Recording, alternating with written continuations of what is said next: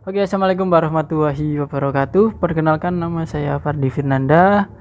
Di video kali ini saya akan membahas tentang hasil EAS saya, analisis produktivitas, yaitu studi kasus menggunakan metode APC. Oke, langsung saja ya kita ke pembahasannya. Di sini metode APC merupakan singkatan dari The American Productivity Center, di mana APC ini merupakan metode yang komprehensif untuk mengukur produktivitas melalui perhitungan faktor finansial dan perhitungan faktor fisik perusahaan.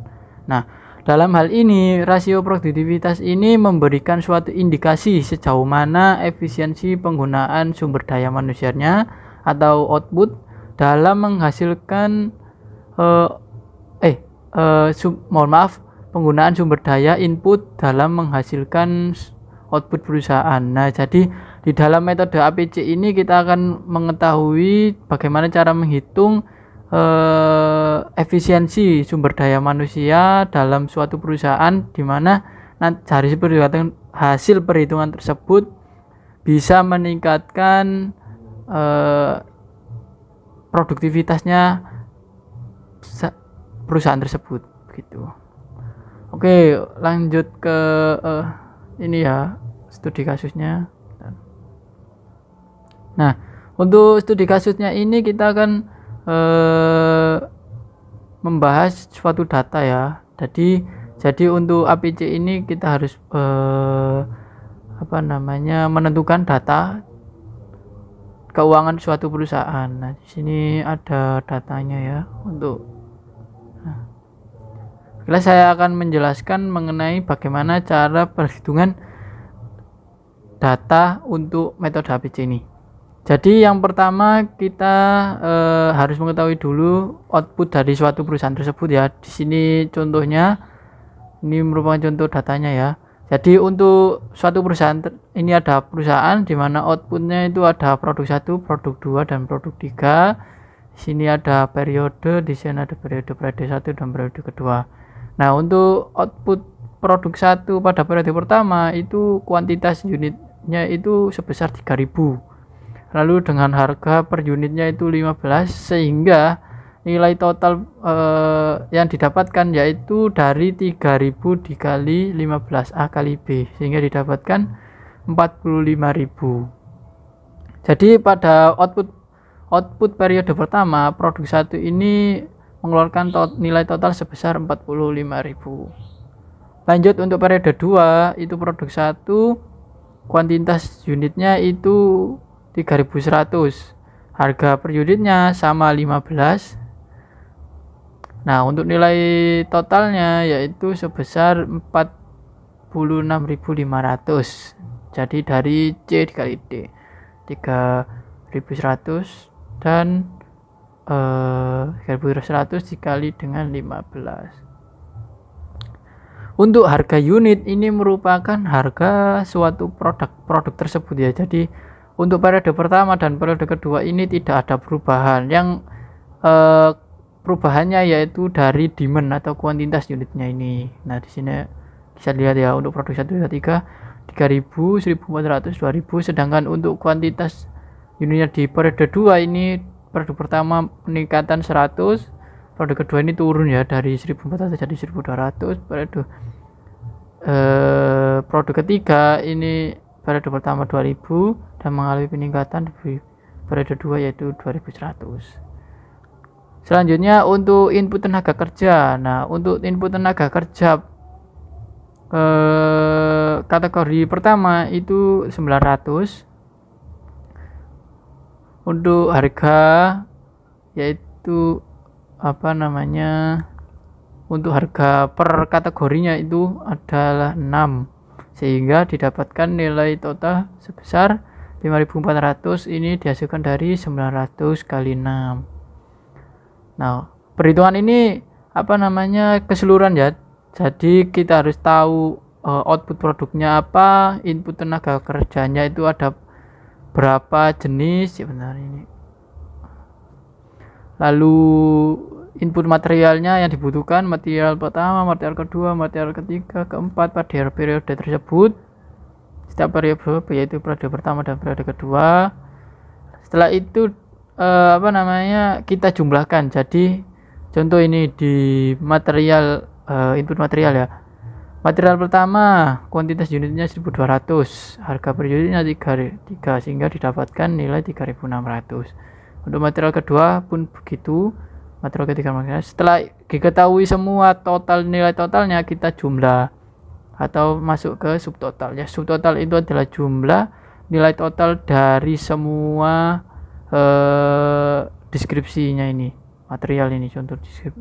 Jadi 11.100 ini jumlah total dari nilai total dari input material. Nah, setelah itu kita namai M1. M1 itu material periode 1. Sedangkan ini ada M2 ya, berarti nilai total material periode 2. Nah, di sini ada input tenaga kerja, itu kita kasih inisial L1.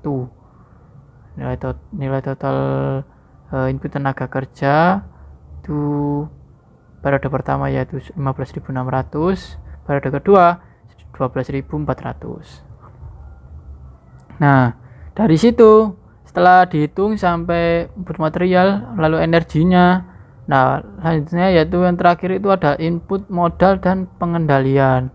Input modal. Nah, untuk input modal ini ada penyusutan dan pengendalian, dimana kalau penyusutan ini kalau kita lihat dari modalnya ya, apakah pada periode pertama itu terjadi penyusutan. Di sini ada terjadi penyusutan yaitu sebesar 0,1. Di sini 0,1 sehingga inputnya yang sebenarnya itu ada 1000 terjadi penyusutan sehingga didapatkan sebesar 1000, dari 10.000 menjadi 1000. Lalu untuk pengendalian keuntungan, untuk mendapatkan nilai keuntungan ini ada rumusnya, di mana di bawah ini ya. Makanya saya tandain logo kuning. Kalau perhitungan pengendalian ini ada rumusnya sendiri di sini. Nah, pengendalian keuntungan atau bisa dibilang laba. Nah, untuk perhitungan keuntungan laba ini yaitu output dikurangi input tenaga kerja tambah input material tambah input energi plus depresiasi. Nah, di sini kalau keuntungan periode pertama yaitu 01 dikurangi L1 plus M1 plus E1 dan plus D1. Nah, di sini ya ada input total ya. Nah, di sini ada input total. Input total ini didapatkan dari jumlah total semua ini. Nih. Input total ini dari sini. Ini 72.000. Kali ini 3.500. Ya, di sini di output total. Lalu untuk L1, M1, E1, D1 ini jumlah total pengeluaran tiap ini. Nah, input, jadi jumlah total nilai total tadi ya, ini ya ada. Jadi L1, L2, M1, M2, E1, E2.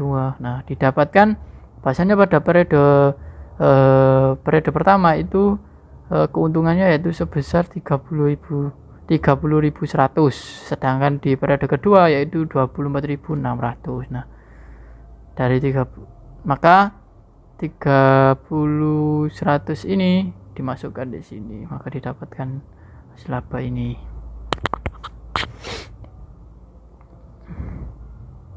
Oke, selanjutnya kita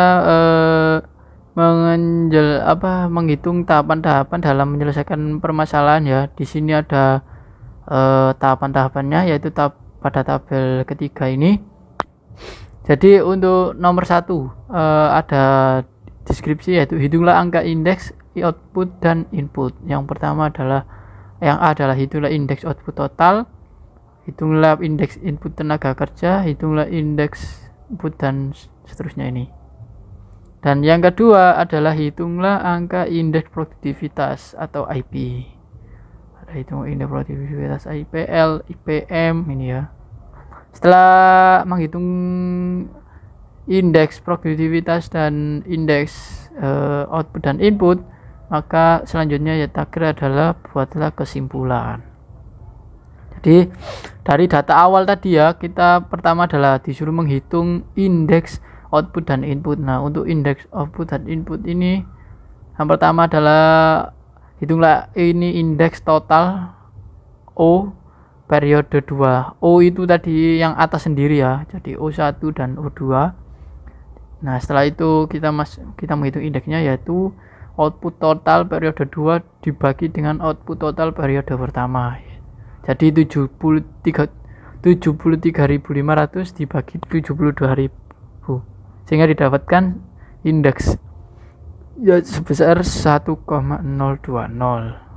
Selanjutnya untuk penghitungan indeks tenaga kerja yang L, ini periode pertama, L1, ini periode kedua, L2. Nah, untuk menghitungnya yaitu periode kedua dibagi periode pertama.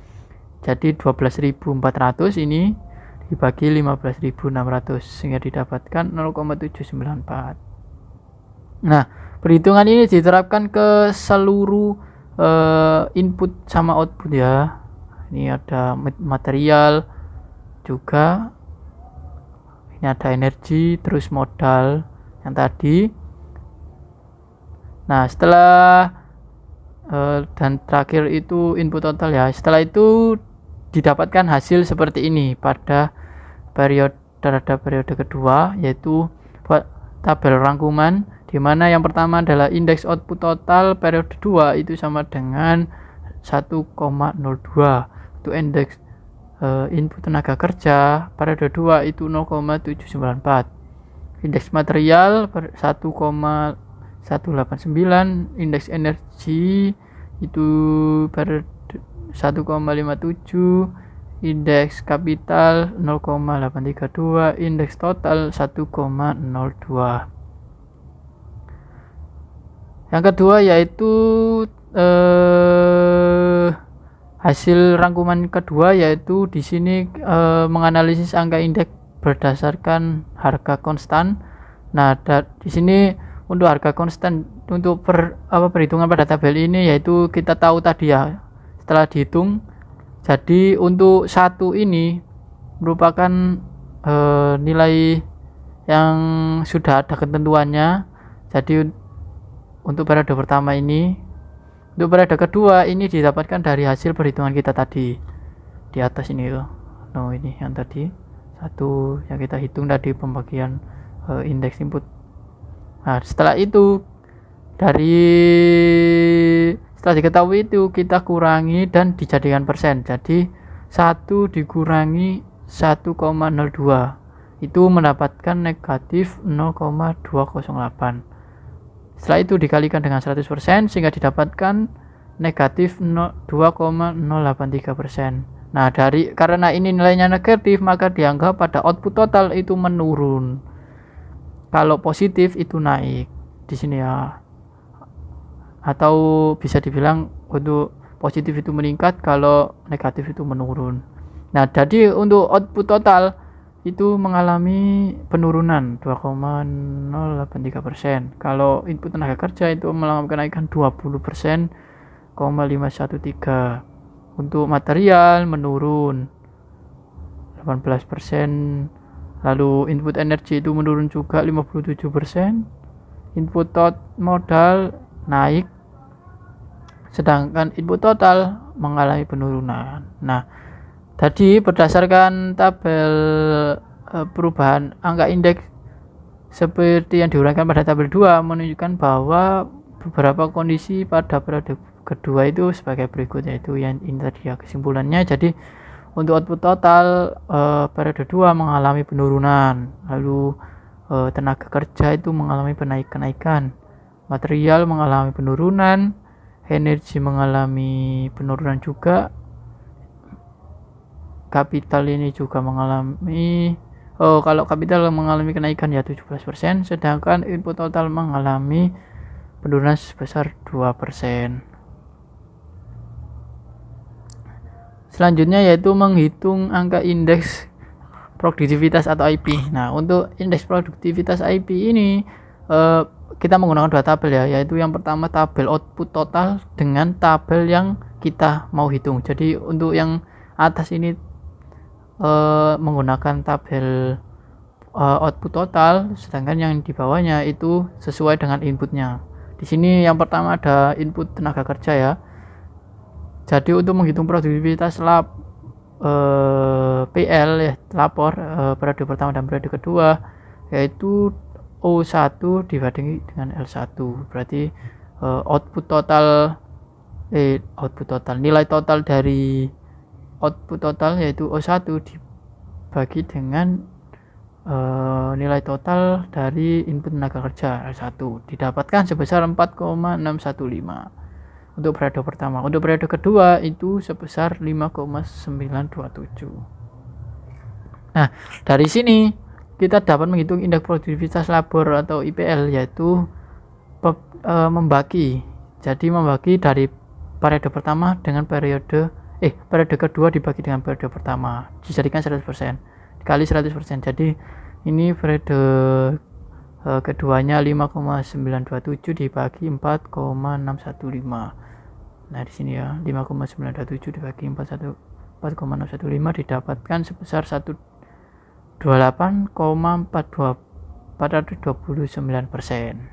Nah, sistem ini perhitungan ini dihitung keseluruhan ya, keseluruhan input. Nah, di sini ada input material.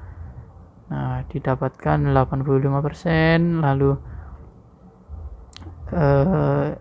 energi itu 64%,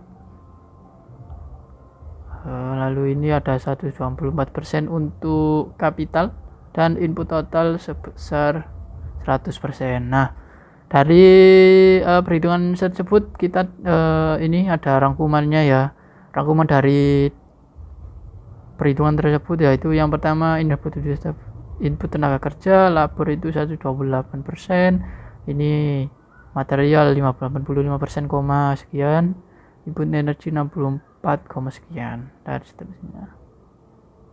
Nah, setelah mengetahui hasil nilai dari indeks produktivitas IP ini, kita analisis angka indeks tersebut berdasarkan produktivitas. Jadi untuk kita anggap untuk periode pertama mengalami 100%. Nah, untuk periode kedua ini bagaimana, apakah menurun atau meningkat? Jadi untuk periode 2 ternyata pada input tenaga kerja itu mengalami peningkatan 28,429%. Lalu untuk material itu menurun 14%, energi menurun, lalu kapital menurun, dan input total tetap karena mengalami 100% bagi 100, jadi 100 dikurangi 100 kan 0 ya. Kalau di sini kan kalau di atasnya kapital ini kan 100 kurangi 124 negatif. Nah, dari situ kita tahu bahwasannya untuk produktivitas tenaga kerja mengalami peningkatan, lalu untuk material mengalami penurunan 14%, tenaga kerja 28%, lalu energi itu 35%, kalau kapital 24%, dan mengalami penurunan, energi juga penurunan, dan total tidak mengalami perubahan atau tetap. Ya, mungkin sekian ya untuk penjelasan mengenai bagaimana cara perhitungan analisis produktivitas menggunakan metode ABC. Apabila ada salah kata, saya mohon maaf sebesar-besarnya. Saya akhiri. Wassalamualaikum warahmatullahi wabarakatuh.